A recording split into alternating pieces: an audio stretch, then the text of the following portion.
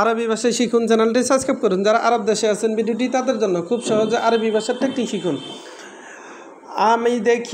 আমি দেখি এর আরবি আনাসুপ। আমি দেখি তার মানে এর আরবি আনাসুপ। আনাসুপ এর অর্থ আমি দেখি। আনাসুপ তার মানে আমি দেখি। আনা এর অর্থ আমি, সুপ এর অর্থ দেখা। আনাসুপ তার মানে আমি দেখি।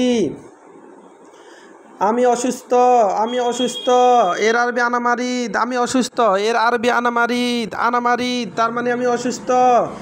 আনামারিদ তার মানে আমি অসুস্থ। আনা এর অর্থ আমি, মারিদ এর অর্থ অসুস্থ। আনামারিদ তার মানে আমি অসুস্থ। আনাতাবান এর অর্থ আমি দুর্বল। আনাতাবান তার মানে আমি দুর্বল। আমরা বলি আমি দুর্বল, আরবিতে বলতে হবে আনাতাবান। আমরা বলি আমি দুর্বল, আরবিতে বলতে হবে আনাতাবান। তাবান তার মানে দুর্বল। আনা এর অর্থ আমি। আনাতাবান তার মানে আমি দুর্বল। আনাজা এর অর্থ আমি ক্ষুধার্ত। আনাজা তার মানে আমি ক্ষুধার্ত। আমরা বলি আমি ক্ষুধার্ত, আরবিতে বলতে হবে আনাজা। আমরা বলি আমি ক্ষুধার্ত, আরবিতে বলতে হবে আনাজা। আবার আনাজিয়ান এর অর্থ আমি ক্ষুধার্ত। আনাজিয়ান এর অর্থ আমি ক্ষুধার্ত। আমি ক্ষুধার্ত এর আরবি হলো আনাজিয়ান। আমি ব্যস্ত এর আরবি হলো আনা মাশগুল। আমি ব্যস্ত এর আরবি আনা মাশগুল। আমি ব্যস্ত এর আরবি আনা মশগুল। আমরা বলি আমি ব্যস্ত, আরবিতে বলতে হবে আনা মশগুল। আনা এর অর্থ আমি, মশগুল এর অর্থ ব্যস্ত। আনা মাফি মশগুল তার মানে আমি ব্যস্ত না।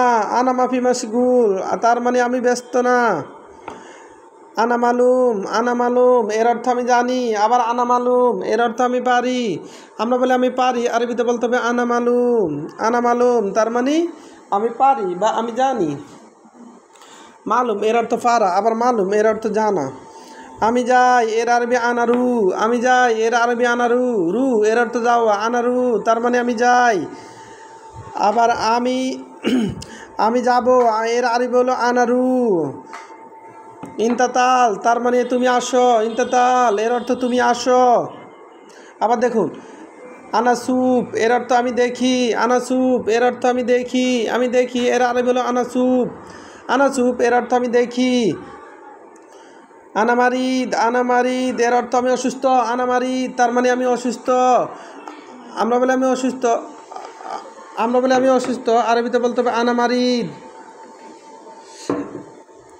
আমরা বলি আমি অসুস্থ, আরবিতে বলতে হবে আনামারিদ তার মানে আমি অসুস্থ। আনামারিদ তার মানে আমি অসুস্থ। আনাজিয়ান এর অর্থ আমি ক্ষুধার্ত। আনাতাবান এর অর্থ আমি দুর্বল। আনা মাশগুল এর অর্থ আমি ব্যস্ত। ভিডিওটি ভালো লাগলে অবশ্যই সাবস্ক্রাইব করুন এবং শেয়ার করুন। ভুল হলে ক্ষমার দৃষ্টিতে দেখুন।